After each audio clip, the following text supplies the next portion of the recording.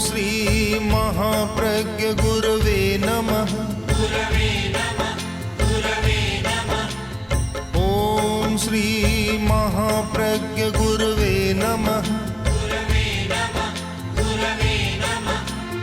ओम श्री महाप्रज्ञ गुरवे नमः। ओम श्री महाप्रज्ञ गुरवे नमः।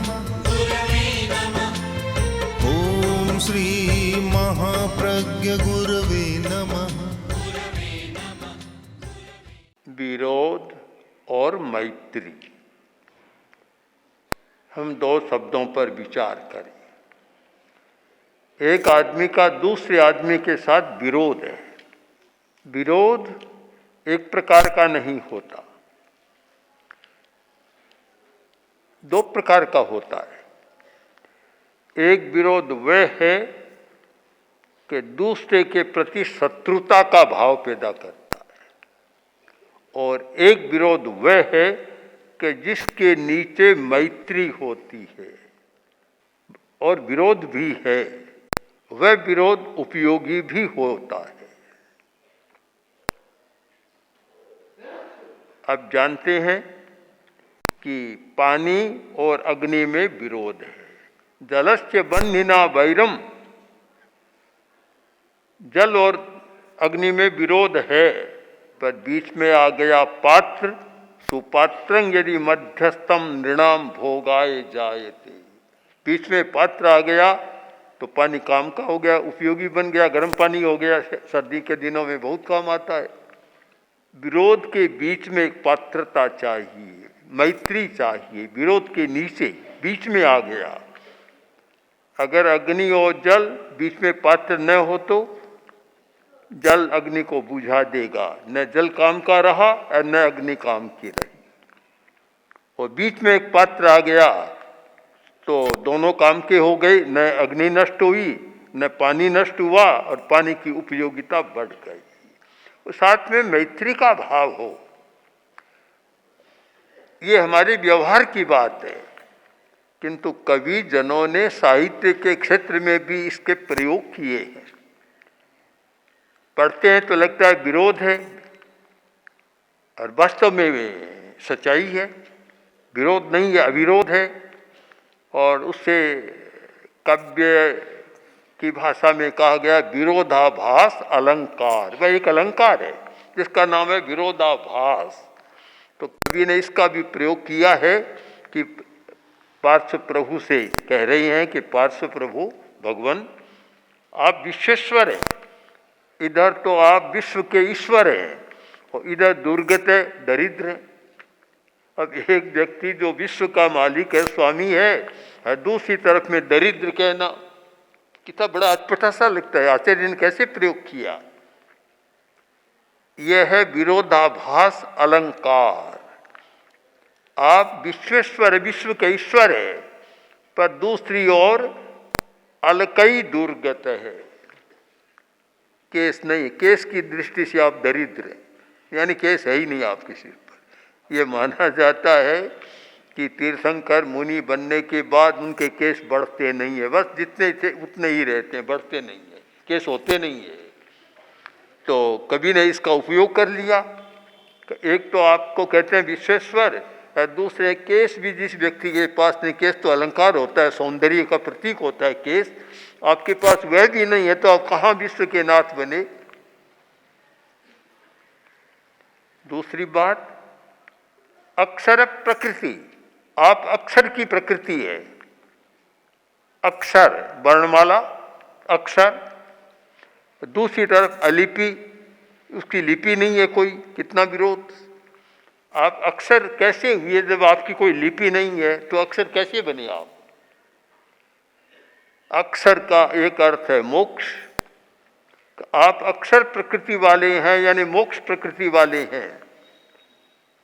अक्षर शब्द का प्रयोग प्राचीन साहित्य में, जैन साहित्य में और गीता में भी अक्षर और क्षर दो किए गए, क्षर और अक्षर। अक्षर जो शाश्वत है, मोक्ष है, वह अक्षर है जिसका कभी क्षय नहीं होता। दूसरी तरफ में वर्णमाला भी अक्षर है, वर्णमाला का भी कभी क्षय नहीं होता। शाश्वत है। शब्दों की रचना करो, शब्दों को मिलाओ, वे तो बदलते रहते हैं, पर अक्षर कभी बदलते नहीं, शाश्वत स्थायी रहते हैं। तो एक और तो अक्षर प्रकृति है, तो अक्षर की तो कोई लिपि होती है, ए है, अक्षर है तो ए की कोई लिपि भी है। आप ऐसे हैं कि अक्षर तो है, आपकी कोई लिपि नहीं है, यानी आप अक्षर प्रकृति वाले हैं, मोक्ष की प्रकृति वाले हैं, मुक्तात्मा की प्रकृति वाले हैं। अलिपि फिर भी कोई आपका लेप नहीं है, लेप रहित है, लेप रहित, लिपि रहित अक्षर है। अज्ञानवत्यपि, आप है तो अज्ञानवती, अज्ञानवान, सप्तमी विभक्ति होती है संस्कृत में। अज्ञानवत्यपि, अज्ञानवान होने पर भी ज्ञानं त्वयि स्फुरति विश्व विकास हेतु। एक और तो अज्ञानवती में, अज्ञानी आदमी में, और ज्ञान पूरे विश्व को प्रकाशित करने वाला ज्ञान आप में स्फुरित हो रहा है। कितना विरोधाभास आपके जीवन में।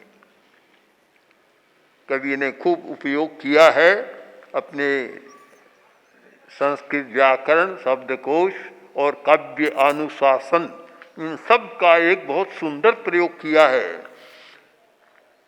विरोध लग रहा है, किंतु विरोध को मिटाया जा सकता है। एक बार विरोध आए और मिटा दे। उदयपुर की बात है, महाराणा भीम सिंह जी का शासनकाल था। बैठे हैं मेवाड़ के लोग सामने, तो भारत जी आए। भारत ऐसी एक कौम है, जाति है कि जो चेताती रहती है, सावधान करती रहती है। महाराणा प्रताप को भी उन्होंने सावधान किया था, और कविता बनाने में, बोलने में उनका अलग ढंग होता है, और एक अलग प्रकार के एक जागरूक व्यक्ति होते हैं। तो आए और महाराणा ने ध्यान नहीं दिया, उनका सम्मान नहीं किया।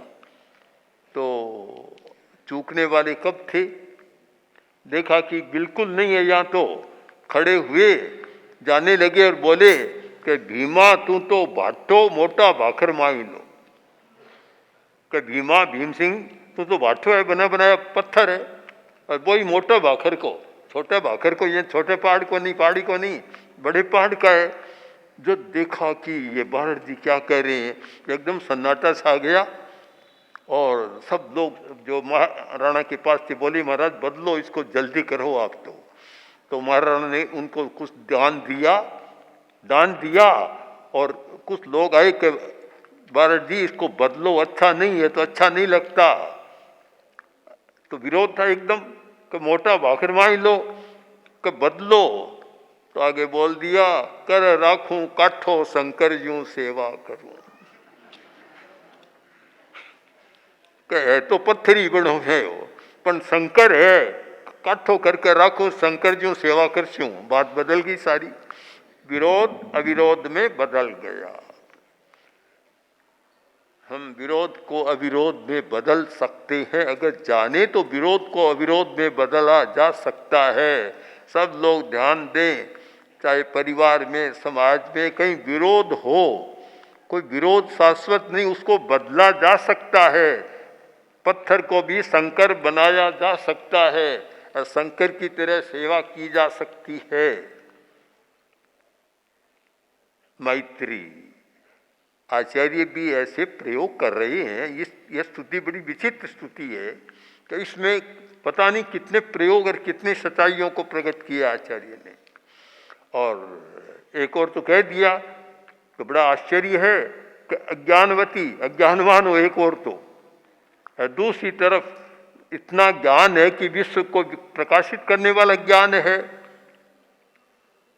अब यहाँ संस्कृत वाले तो समझते ही हैं, आचार्य ने ऐसे शब्द का प्रयोग कर दिया, अज्ञानवत्यपि, अज्ञान अवत्यपि, अज्ञानवती नहीं है, अज्ञान अवति, अज्ञान से रक्षा करने वाले हैं आप, अज्ञ लोगों की भी रक्षा करने वाले हैं। जो लोग अज्ञ हैं, नहीं जानते, उनकी रक्षा करने वाले हैं आप। अज्ञानवती, जो रक्षा करने वाले हैं तभी हैं कि आप में विश्व को प्रकाशित करने वाला ज्ञान है। यह विरोधाभास, 3 विरोधाभास अलंकार, एक तो विश्वेश्वर होने पर भी दरिद्र, एक अक्षर प्रकृति होने पर भी अलिपि, और एक अज्ञानवान होने पर भी विश्व को प्रकाशित करने वाला ज्ञान। इन तीनों विरोधाभासों को इस प्रकार नीचे में पात्र देकर ऐसा बनाया कि श्लोक को उपयोगी बना दिया और सत्य को भी उपयोगी बना दिया। लंबे समय से उनके प्रातिहार्य को एक नया रूप देने में आचार्य काम कर रहे हैं। अब इसके बाद एक घटना का उल्लेख कर रहे हैं, घटना का, कि आप में अतिशय विशेषता है और वे विशेषता लोगों ने देखी है। क्यों? काशी नरेश काशी के थे, काशीराज और नागवंश। अपने एक बार जब आप राजकुमार थे उस अवस्था में देखा कि कोई तप रहा है और ईंधनों को जला रहा है, और ईंधन में एक जोड़ा था नाग नागिन का। आपने सबको कहा, रे क्या हो रहा है? अपने सहवर्ती अधिकारियों से कहा, ये क्या हो रहा है, बंद करो, इसको निकालो। जब आपने वह सारा किया, उस समय जो तपस्वी था वह क्रुद्ध हो गया, और वह क्रुद्ध जन्म में हुआ और मरने के बाद भी वह क्रुद्ध रहा। जब मरकर के एक आत्मा में चला गया, प्रेत आत्मा जैसी योनि में, फिर भी वह क्रुद्ध रहा और एक वैरानुबंध हो गया। ऐसे ही कुछ मृत आत्माएं, प्रेत आत्माएं ऐसी होती है कि जो बिना बैर के भी कष्ट देती है। एक बार हम लोग यात्रा में थे, तब हरियाणा की बात है, एक परिवार आया। एक भाई बोला कि हम सारे परिवार के लोग बड़े दुखी हैं। क्यों? कि कोई प्रेत आत्मा सता रही है हमको। तो मैंने कहा, बोलती है? कहाँ बोलती है? अगर परिवार के सब लोग बैठे हैं 10-20 बोलते हैं तो हमारे सामने हो तो हम भी बात कर लें उससे, और आकर्षण रहता है इस विषय में हमारा, हम बात कर लें उससे। अनेक प्रसंग आए ऐसे बात करने के। तो फिर उसमें प्रेतात्मा का प्रवेश हुआ एक व्यक्ति में, और मैंने कहा कि तुम किस परिवार के हो? बोला, इसी परिवार का, इनका दादा। मैं, इनके दादा हो और फिर क्यों सता रहे हो? कि अब हमारा कोई संबंध नहीं, हमें तो सताने में मजा आता है, चाहे दादा पोता हो और चाहे बेटा हो, हमें इसका कोई फर्क नहीं पड़ता। प्रकृति ऐसी हो जाती है, जहाँ वैरानुबंध है वहाँ तो और ज्यादा होती है। तो कमठ के मन में पार्श्व के प्रति भी एक आक्रोश कि इसने मेरी साधना में विघ्न डाला, जो ईंधन को, लकड़ी को बाहर निकाल दिया और मेरा अपमान किया, लोगों में मेरा तिरस्कार हुआ। वह वैरानुबंध बना रहा दिमाग में। और ये तो होता है, कोई पार्श्व ने वैर का काम ही नहीं किया, किंतु ये तो होता है। भिक्षु स्वामी ने इसका उल्लेख किया है कि शत्रु ने सागे शत्रुपणो चालियो जावे, मित्र ने साथ है मैत्रीपणो। कि शत्रु के साथ शत्रु का संबंध जन्मों तक चलता रहता है, वैरानुबंध, और मित्र के साथ मैत्री का अनुबंध भी चलता रहता है, दोनों चलते हैं। पार्श्व ने कुछ नहीं किया था, पर उसके मन में तो आक्रोश था जब देखा कि पार्श्व भी साधु बन गए हैं, श्रमण हैं, साधना कर रहे हैं। उस समय ध्यान मुद्रा में थे, वह आता है, पार्श्व आया और प्राग भार संभृत नभांसी रजांसी, धूली की वर्षा की। कभी कभी धूल की वर्षा होती, धूल की वर्षा की। और प्राग भार संभृत नभांसी, जिन्होंने समग्रता से या बहुलता से आकाश को ढांक दिया, इतनी धूल बरसाई कि आकाश आच्छन्न हो गया, सूर्य का भी पता नहीं चला सूर्य कहाँ है, इतनी धूल बरसाई। पर्स तो रहे, कोई फर्क नहीं पड़ा, काफी ऊंची आ गई, पर पर्स को अपनी साधना के काल में इतना अतिशय था कि जैसे जो धूल ऊपर उठते गए उसका कोई असर उन पर असर नहीं हुआ, कोई प्रभाव नहीं हुआ। छाया पितस्तव नाथ, उसकी छाया भी नहीं लगी। जितना उछाला तो छाया भी प्रभावित नहीं हुई, छाया भी न हटा। जो पार्श्व की छाया थी, आभा थी, इतनी धूल वर्षा होने पर भी रजे नहीं लगी, रस से कोई छाया, उनका जो आभा मंडल वह कोई मलिन नहीं हुआ, मेला नहीं हुआ। ये देखा, आखिर थक गया है, बहुत लंबी कहानी बात है, आखिर थक गया, हताश हो गया। ग्रस्तस्तुमयी भी, प्रभो क्या हुआ? एक काम हुआ कि उस धूल से, रजों से आपको पर तो छाया ही नहीं पड़ी, आपकी छाया भी प्रभावित नहीं हुई। और वह बेचारा अमी भी दुरात्मा, वह उन रजों से बंध गया। रज का अर्थ एक धूल और एक रज का अर्थ है कर्ममल। कर्म का नाम भी है, कर्ममल का नाम है रज। तो वह रज, उसने रजें उछाली, अब उसका काम तो नहीं हुआ, किंतु आपने कुछ नहीं किया, फिर भी वह रजों से बंध गया, यानी कर्म बंधन उसने कर लिया, हताश हो गया। बहुत प्रयत्न किया, सफल नहीं बना। इतना प्रयत्न करने पर भी सफल नहीं बना, न आपको पानी में डुबो सका, न रजों से ढांक सका, कुछ भी नहीं कर सका, हताश होकर चला गया।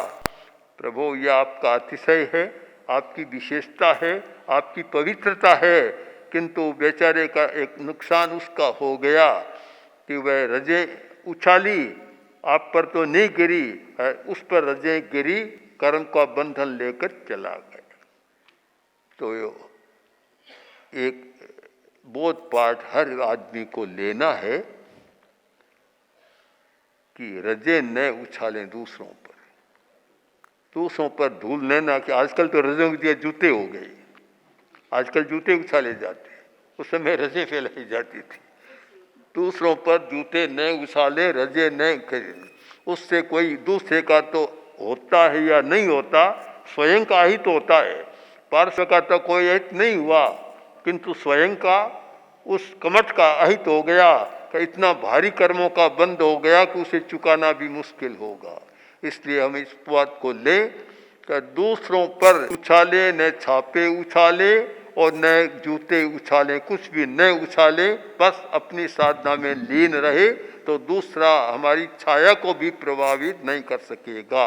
ओम ओम श्री महाप्रज्ञ